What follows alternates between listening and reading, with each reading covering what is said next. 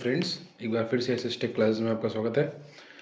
आज हम बात करेंगे क्लास 12th के यूनिट सेकंड में, जहाँ पे पांडाज नाम का एक चैप्टर दिए रखा है, तो उसके बारे में आज हम बात करेंगे। तो चलिए स्टार्ट करते हैं। पाइथन का पांडाज एक टाइप की लाइब्रेरी है जो कि डेटा एनालिसिस करने में या डेटा का प्रोसेस करने में, डेटा के ऊपर प्रोसेस करने में और उसको ऑर्गेनाइज्ड वे में रखने के लिए हम लोग इस लाइब्रेरी का यूज़ करते हैं।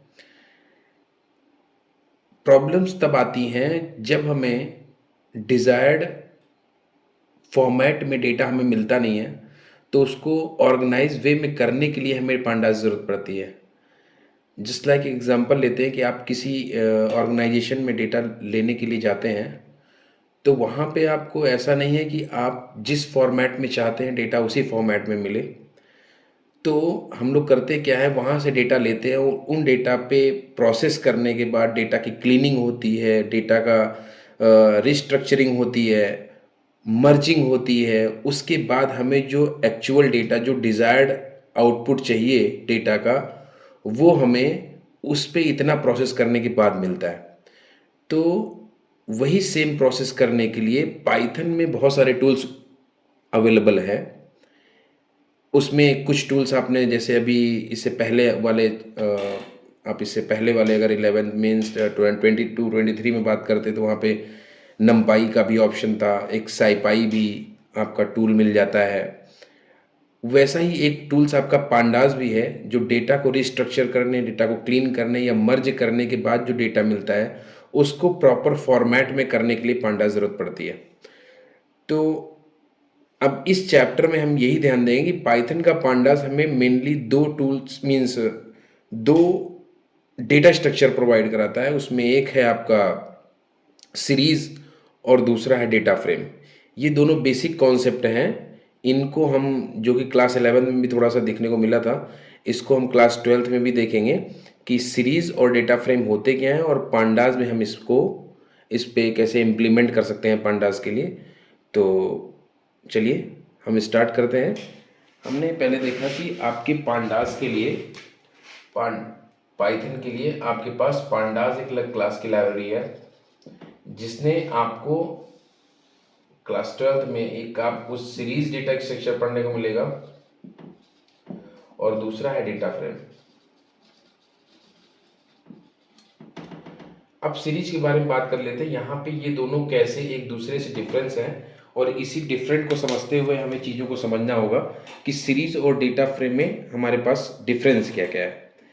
तो चलिए इसको हम लोग मेनली 3 टूल्स पे दिखा करके हम लोग ये देखते हैं कि ये इससे डिफरेंट है। पहला हम बात कर लेते हैं homogeneous and data frame is heterogeneous.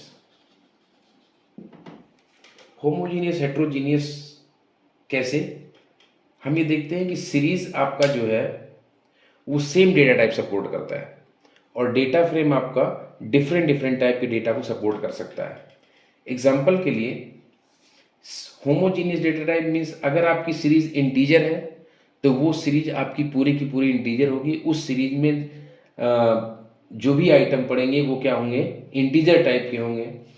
अगर आपका वो फ्लोट पड़ जाता है या स्ट्रिंग पड़ जाती है या टेक्स्ट पड़ जाता है तो उस केस में आपके वो टेक्स्ट टाइप के होंगे। फिर आपका बात होती है कि डेटा फ्रेम में आप एक ही टाइप में एक बार में कितने भी टाइप के डेटा को आप डालिए वो सपोर्ट कर ले जाता है। अब एग्जाम्पल के लिए देखा जाए तो होमोजीनियस के लिए जो सीरीज बन के आपके सामने आएगी, तो उसमें आपको सीरीज में एग्जाम्पल के लिए 1 2 3 4 अगर ऐसा रख रहा है तो ये इंटीजर टाइप की सीरीज हो जाएगी। और डेटा फ्रेम में आप किसी भी टाइप की 1 या 3 या 5 किसी प्रकार के डेटा भी रख सकते हैं। जैसे एग्जाम्पल के लिए हम मान लेते हैं 1 2 3 4। अगर ये आपके डेटा है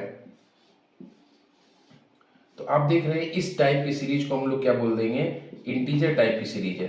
बट हेट्रोजीनियस के केस में क्या होता है कि आप किसी भी डेटा को 1 H M 2.0 लाइक दिस किसी भी टाइप के डेटा को आप रख सकते हैं। अब ये तो बात हो गई हम किस बेसिस पे कर रहे हैं, डेटा टाइप के बेसिस पे हम इसको देख रहे हैं। दूसरा हमारा जो बेसिस होगा इसको देखने का, इसमें डिफरेंस देखने का, वो आपका होगा म्यूटेबिलिटी का। म्यूटेबिलिटी मीन्स आप उसके डेटा को चेंज कर सकते हैं या नहीं कर सकते हैं। तो सीरीज के केस में क्या होता है, डेटा तो म्यूटेबल होता है, डेटा म्यूटेबल होता है। डेटा म्यूटेबल मीन्स क्या कि आप इसके अंदर के डेटा को तो चेंज कर सकते हैं बट साइज इम्यूटेबल होता है, साइज इम्यूटेबल। इसका मतलब क्या है कि आप इसकी अगर साइज 4 है तो आप साइज 4 से 5 ना ही 3 कर सकते हैं, बट इसके अंदर जो डेटा है उसको आप चेंज कर सकते हैं। ये तो हो गया म्यूटेबिलिटी का केस। और वही बात करें हम डेटा फ्रेम की, तो डेटा फ्रेम म्यूटेबिलिटी का केस क्या बनता है कि आप इसके डेटा को और इसकी साइज को दोनों को ही चेंज कर सकते हैं। इसलिए आपका डेटा फ्रेम क्या है, फुली म्यूटेबल है। मीन्स कह सकते हैं कि डेटा फ्रेम क्या है, साइज म्यूटेबल भी है, साइज म्यूटेबल भी है और वैल्यू म्यूटेबल भी है, वैल्यू म्यूटेबल भी है। ठीक है, अब तीसरा देख लेते हैं, तीसरा डिफरेंस कहां से आता है। तीसरा डिफरेंस हम देख लेते हैं, एक हो गया आपका डेटा टाइप का, हो गया कि आपका डेटा टाइप होमोजीनियस है, मीन्स एक टाइप डेटा सपोर्ट करता है। डेटा फ्रेम आपका मल्टीपल टाइप डेटा सपोर्ट कर ले जाता है। म्यूटेबिलिटी का केस क्या होता है कि इसमें डेटा म्यूटेबल होता है, साइज म्यूटेबल होता है। आपका डेटा फ्रेम में दोनों ही म्यूटेबल होते हैं। तीसरा केस हम जान लेते हैं कि ये 1 डायमेंशनल एरे है और ये 2D है, मीन्स 2 डायमेंशनल एरे है। एरे की मैं बात इसलिए कर रहा हूँ क्योंकि सीरीज और डेटा फ्रेम दोनों ही एक टाइप के एरे को सपोर्ट करते हैं, बट यहाँ पे क्या है कि एरे यहाँ पे 1D होगा। 1D का मतलब आपको हमेशा डेटा एक ही फॉर्म में मिलेगा, मीन्स डेटा मिलेगा और दूसरा मिलेगा इंडेक्स। अभी हम उसकी आगे बात करेंगे कैसा दिखेगा, बट यहाँ पे आपको एक ही टाइप का लीनियर मिलता है, एक ही टाइप का मिलता है। इसलिए हम लोग क्या बोलते हैं, मीन्स कह लीजिए एक ही कॉलम मिलता है उसमें, इसलिए हम उसको 1 डायमेंशनल बोलते हैं। और डेटा फ्रेम के केस में आपका डेटा टेबुलर के फॉर्म में होता है, इसलिए हम उसको 2 डायमेंशनल या 2D बोलते हैं। तो मतलब डेटा फ्रेम को आपको रोज एंड कॉलम के फॉर्म में डेटा मिलेगा, देखने को मिलेगा, और सीरीज आपको 1 डायमेंशनल मीन्स सिर्फ कॉलम कॉलम में डेटा का देखने को मिलेगा। तो ये मेन 3 डिफरेंसेस हैं जो सीरीज और डेटा फ्रेम को एक दूसरे से डिफरेंट करते हैं। फिर से हम एक बार बात कर लेते हैं। पांडास एक टाइप का क्या है, लाइब्रेरी है जो कि 2 डेटा स्ट्रक्चर प्रोवाइड कराती है। पहला है सीरीज, दूसरा है डेटा फ्रेम। सीरीज और डेटा फ्रेम में दोनों में डिफरेंस हम लोग इन तीनों के बेसिस पे देखते हैं। पहला है डेटा टाइप के बेस पे, दूसरा है म्यूटेबिलिटी के बेस पे, तीसरा है उसके डायमेंशन के बेस पे।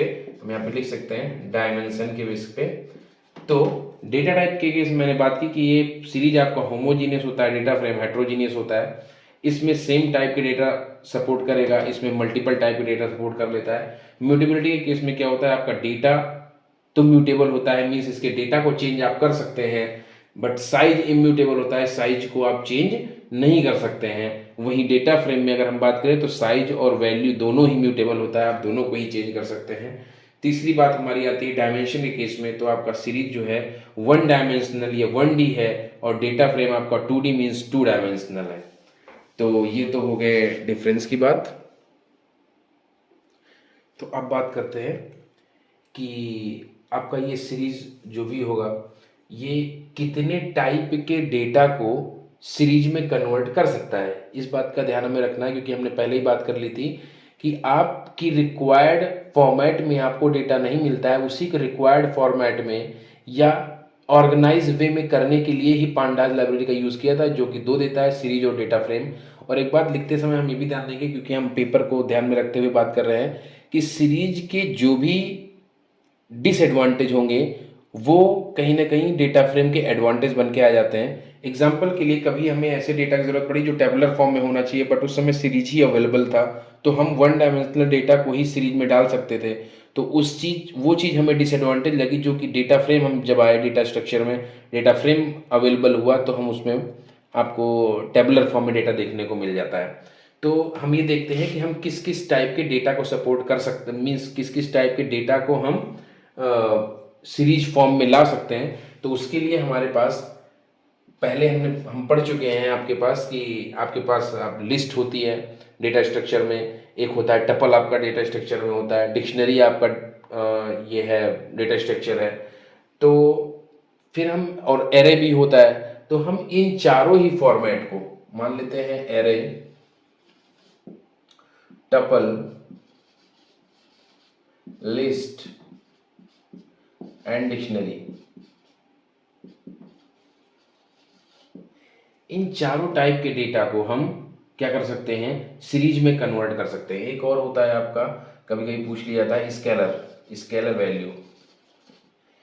तो यहीं पे इसके सामने ही देख लेते हैं कि हमारा एरे, टपल, लिस्ट और डिक्शनरी के डेटा को हम कैसे सीरीज में कन्वर्ट कर सकते हैं। तो उस चीज के लिए हमारे पास इसके पहले हम ध्यान दे लेते हैं, एक सीरीज नाम का फंक्शन होता है, सीरीज नाम का फंक्शन है जिसके पास टोटल 2 पैरामीटर पास किए जाते हैं।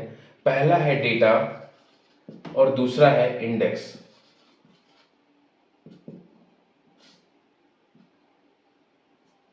ठीक है, हमारे पास सीरीज नाम का फंक्शन है जिसके पास 2 पैरामीटर पास होते हैं, डेटा एंड इंडेक्स। पहला डेटा है और दूसरा इंडेक्स है। तो मान लेते हैं मेरे पास ये एक टाइप का स्केलर वैल्यू है, यहीं से नीचे से स्टार्ट कर लेते हैं। स्केलर वैल्यू मतलब क्या है कि आपको हर एक इंडेक्स पे सेम वैल्यू मिलने वाली, एक ही वैल्यू का आपको सीरीज चाहिए। तो उसके लिए आप क्या कर सकते हैं, उसके लिए मान लेते हैं कि आपने सीरीज नाम का फंक्शन स्टार्ट किया और इसके सामने लिखा 45 comma index is equal two means 1,2,3 और आपने इसको कर दिया बंद। और जब इस सीरीज को किसी वेरिएबल में लेके प्रिंट कराएंगे तो आपको कुछ ऐसा देखने को मिलेगा 1, 2, 3 और इसके सामने, सबके सामने आपको एक ही वैल्यू नजर आएगी 45, 45 और 45। यहाँ पे ये 45 3 टाइम आ रहा है, इससे आपको ये देखना नहीं है कि 45 3 टाइम क्यों है, क्योंकि हमारे पास इंडेक्स भी 3 टाइम है, इसलिए 45 को 3 टाइम रिपीट किया है। और इसको देख करके हमें समझ में आता है कि 45 स्केलर वैल्यू है और इसीलिए ये 3 टाइम आपको यहाँ पे इंडेक्स के सामने दिख रही है। तो ये तो हो गया स्केलर वैल्यू का कॉन्सेप्ट। अब डिक्शनरी में सामने आ जाते हैं। अब डिक्शनरी में हमने 11 में देखा था, यहाँ पे ध्यान दिया था कि डिक्शनरी यहाँ पर क्या होती है, कर्ली ब्रैकेट के अंदर होती है और रो मीन्स की और वैल्यू के कॉन्सेप्ट में होती है। तो उसी कॉन्सेप्ट के थ्रू हम चल लेते हैं। यहाँ पे मान लेते हैं पहला हमारा कर्ली ब्रैकेट से स्टार्ट हो गया है और यहाँ पे डाल देते हैं नेम और उसके बाद की और वैल्यू के केस में आपका क्या होता है, कॉलन होता है। और हमने इसकी वैल्यू डाल दी आपकी, क्या कोई किसी का नाम लिख दिया, मान लेते हैं अमित। ठीक है, तो ये एक की वैल्यू पेयर हो गया, जहां पे की आपका क्या काम करेगी, इंडेक्स का ना काम करेगी और वैल्यू आपका क्या काम करेगी, डेटा का काम करेगी। नेक्स्ट के लिए मान लेते हैं मैंने, अब क्योंकि हर एक की वैल्यू का पेयर सेपरेटेड बाय कॉमा होता है इसलिए हम लोग कॉमा लगाते हैं। यहाँ पे मान लेते हैं मैंने लिख दिया एज और क्योंकि ये स्ट्रिंग है तो इसलिए कोट में रहेगी और इसके सामने लिख दिया 35 और क्योंकि ये इंटीजर है तो विदाउट कोट रहेगी। अब यहाँ पे हमारा ये कर्ली ब्रैकेट हो गया बंद। तो यहाँ पे इसका आउटपुट जैसा नजर आएगा, उस इधर लिखा रहेगा इंडेक्स केस में नेम, आगे अमित, उसके बाद नीचे लिखा रहेगा एज और उसके सामने लिखा रहेगा 35। तो ये हो गया डिक्शनरी का केस। अब बात कर लेते हैं लिस्ट की। क्योंकि लिस्ट आपकी मल्टीपल टाइप के डेटा को सपोर्ट करती है इसलिए नॉर्मली हम लोगों को लिखना क्या है, यहाँ पे सीरीज इज इक्वल टू एक, क्योंकि स्क्वायर ब्रैकेट के अंदर लिस्ट होती है तो हम लोग लेंगे यहाँ पे लिस्ट और हमने कुछ भी डाल दिया यहाँ पे 35, 65, यहाँ पे हेलो डाल दिया सिंगल कोट में और यहाँ पे लिख दिया 5। और इसके पहले हमने क्या कर दिया है, सीरीज नाम का फंक्शन लगा दिया जो क्या करेगा, इसके अंदर जो भी लिस्ट है उसको सीरीज में कन्वर्ट कर देगा। इस केस में एक ऑप्शन है कि आप इंडेक्स दें या ना दें।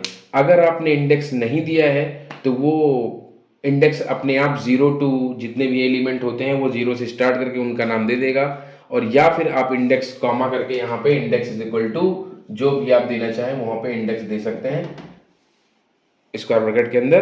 तो अब ये ध्यान देना है कि जितने नंबर ऑफ आइटम होंगे इंडेक्स उतना ही होगा, वरना क्या होगा, आउट ऑफ बाउंड टपल या लिस्ट आउट ऑफ बाउंड का एक एरर दे सकता है। तो हमें ये ध्यान देना है कि जितने आपके पास आइटम हैं उतने ही इंडेक्स पोजीशन यहाँ पे होनी चाहिए, या फिर अगर आप नहीं देना चाहते तो मत दीजिए, सिस्टम अपने आप से बाय डिफ़ॉल्ट यहाँ पे हर एक आइटम के लिए इसकी इंडेक्सिंग 0 1 2 3 4 5 कर जाएगा। तो ये बात होगी। ऐसे ही बात कर लेते हैं किसकी, टपल की। अब टपल के केस में क्या है, आप बस क्या करना है, जहाँ पे स्क्वायर लिस्ट लगी है मीन्स स्क्वायर ब्रैकेट लग रखा है, वहाँ पे हम लोग क्या करेंगे, स्मॉल ब्रैकेट का यूज़ करेंगे, क्योंकि हमें पता है टपल आपका क्या है, स्मॉल ब्रैकेट के अंदर होता है और सेपरेटेड बाई कॉमा होता है। तो यहाँ पे सारे आइटम हम लिखते हुए चले जाएंगे कॉमा कॉमा के केस में ऐसे।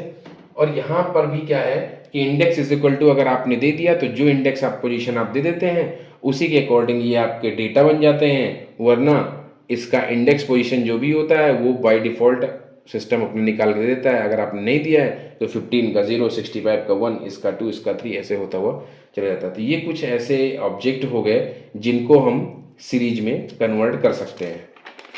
अब बात आती है कि इसके अभी तो ये आपका क्रिएशन हो गया, how to create series with the help of tuple, list, dictionary and scalar values.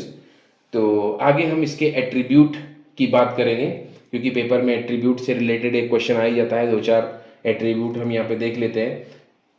तो आइए देखते हैं। यहाँ पे देखिए मैंने कुछ 5 एट्रीब्यूट की बात की है।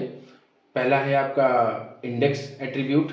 इसके सामने मैं, क्योंकि ये सीरीज का एट्रीब्यूट है तो हम सीरीज डॉट लगा देते हैं यहाँ पे, सीरीज और यहाँ पर भी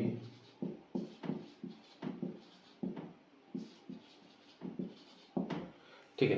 तो इंडेक्स आपको इसके फंक्शन से ही समझ में आ रहा है, ये इंडेक्स मेथड क्या काम कर रहा है। इंडेक्स मेथड आपके क्या करेगा, रिटर्न करेगा सीरीज के इंडेक्स को, जितने सारे इंडेक्स होंगे उनको क्या करेगा, ये रिटर्न कर देगा, आपको दिखा देगा कि इतने सारे इंडेक्स यूज हो रहे हैं। अगर आपका सिस्टम डिफाइंड है 0 1 2 3 4 5 देगा, या फिर अगर आपने दे रखा है तो वो इंडेक्स उठा के दे देगा।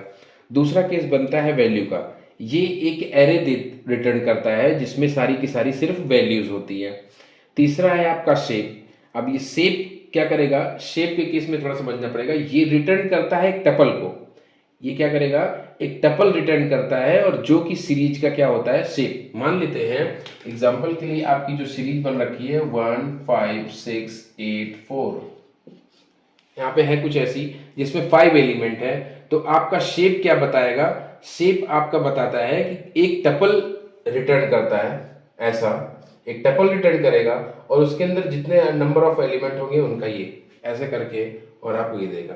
तो आपको शेप में क्या दिखाई दे रहा है कि नंबर ऑफ आइटम जितने हैं उसको एक टपल के अंदर रिटर्न कर रहा है, जबकि साइज यहाँ पे क्या करता है, सिर्फ और सिर्फ नंबर ऑफ आइटम को रिटर्न करता है। यहाँ का रिजल्ट क्या आएगा, सिर्फ और सिर्फ 5। तो यही दोनों में डिफरेंस है। नेक्स्ट आता है एम्प्टी। एम्प्टी का केस क्या है कि अगर आपकी सीरीज एम्प्टी है तो ये क्या करेगा, ट्रू रिटर्न कर देता है। तो ये तो कुछ 5 एट्रीब्यूट की बात होगी। अभी हम जब नेक्स्ट क्लास में जब प्रोग्राम करेंगे तो उस पर हम और सारे एट्रीब्यूट की डिस्कस करेंगे डीपली। चलिए आगे बात करते हैं। तो ये कुछ 5 एट्रीब्यूट हो गए, जब प्रोग्रामिंग करेंगे तो हम इसके बारे में और थोड़ा देखेंगे। आगे हम बात करते हैं कि how we can access the element of the series. तो नॉर्मल सी बात है, हम इसका सिंटैक्स लिख के आते हैं क्या, सीरीज ऑब्जेक्ट आपके पास होना चाहिए, सीरीज ऑब्जेक्ट, और आपके पास स्क्वायर ब्रैकेट के अंदर वो इंडेक्स जिसको हमको क्या करना है, एक्सेस करना है। तो इस केस में हमारे पास एक 2 फंक्शन हमारे पास बहुत बार पूछे जाते हैं, हेड और टेल फंक्शन। दोस्तों हेड और टेल फंक्शन करता क्या है, हेड और टेल फंक्शन यहाँ पे बहुत अच्छे से ध्यान देना है। हेड फंक्शन आपका क्या करता है, दोनों ही फंक्शन सिर्फ और सिर्फ 5 एलिमेंट रिटर्न करते हैं। बट डिफरेंस सिर्फ इतना है कि हेड मीन्स ऊपर, मीन्स लिस्ट के टॉप से 5 एलिमेंट रिटर्न कर देता है, और टेल फंक्शन आपकी बॉटम से 5 एलिमेंट रिटर्न कर देता है। यहाँ पे बात समझने वाली है। अगर मैं इस पे ये फंक्शन हेड फंक्शन लगाता हूं तो ये 1 5 6 8 4 रिटर्न करके देगा, बट टेल फंक्शन लगाता हूं तो ये पीछे से रिटर्न कर देगा 4 8 6 5 1। बट यहाँ पे क्या है कि सिर्फ और सिर्फ ऐसा नहीं होगा कि ये सीरीज को अपोजिट कर देगा, नहीं देगा ये 1 5 6 8 4 ही, बट यहाँ पे क्योंकि 5 ही एलिमेंट हैं इसलिए समझ में नहीं आ रहा है कि आपको इधर से या इधर से। मैं इसमें एक एलिमेंट और बढ़ा देता हूँ, 4 9 कर देता हूँ। अभी आपको जो एलिमेंट देखने को मिलेगा वो 5 6 8 4 9, और जब हेड फंक्शन यूज करेंगे तो 1 5 6 8 4। तो ये दोनों में डिफरेंस है। एक डिफरेंस और है, अगर आपने इसके अंदर नंबर ऑफ एलिमेंट, इसके अंदर नंबर ऑफ एलिमेंट पास कर दिए तो जितने आप पास करेंगे सिर्फ उतने ही एलिमेंट देगा। मींस हेड के अंदर अगर आपने 4 पास कर दिया तो सामने से 4 देगा, और टेल के अंदर आपने 3 पास कर दिया, मींस इसके अंदर की बात कर रहा हूं मैं और इसके अंदर की बात कर रहा हूं, तो टेल के अंदर अगर आपने 3 पास कर दिया तो पीछे से 3 वैल्यू मींस 8 4 9 लेगा। हेड में आपने 4 पास किया तो 1 5 6 8 लेगा।